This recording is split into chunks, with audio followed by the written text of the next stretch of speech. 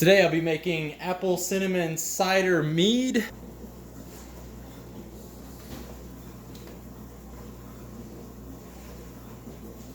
Alright, so what I have going on today, I've got my D47 yeast. I've got it in this cup of warm water, so it's setting. I've got this little cup here of some reclaimed yeast. I'm gonna be making my famous apple cinnamon cider yeast. 3 pounds of honey. I'll be adding cinnamon sticks. So I've got my pure apple by Lakewood. So it's 12 cold pressed apples, completely organic, no preservatives. I'll be using 3 pounds of raw honey that I got from Costco. I'll be making 1 gallon, 10 cinnamon sticks, the full bottle of this, full bottle of this. Then I'll be adding my purger to the carboy, and here we go.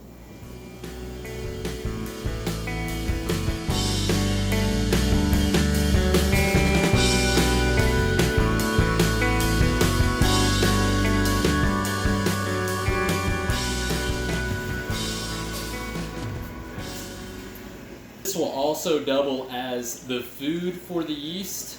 1, 2, 3, 12, 13. So now a very important part, I'm gonna add a little bit of water, add my yeast, and I am going to shake it really well. I'm gonna add more water, shake it. You wanna get it really nice, aerated, nice and mixed up. That's gonna help it start fermenting very quickly and nicely. All right, well, I've got my funnel here still dripping some honey. I'm gonna go ahead and add some of this yeast. I'm gonna wash my hands, put my hand over the top, and shake it really, really, really good. I'm gonna add some water to it. All right, I added some water to it. Shake it some more. All right, and go ahead and put the rest of the water in there. Put it up to about right here. Here we go. Okay. Put water in my airlock. See, you have a maximum fill line.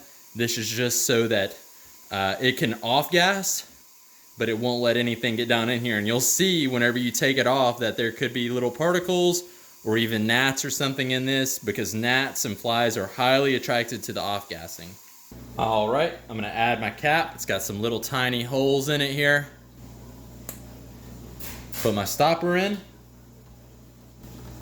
Not too tight, because you want to be able to get it out at some point. So put it in there and just give it a little bump, not all the way. Then you'll take your stopper, and that's all there is to it. And I've got some tape right here that I'm going to label across here. This is from my previous batch, but I've got some tape. I'm going to label it, what I did, and the date, time and date. Let it go for about 5 weeks, then taste it. Thanks for watching.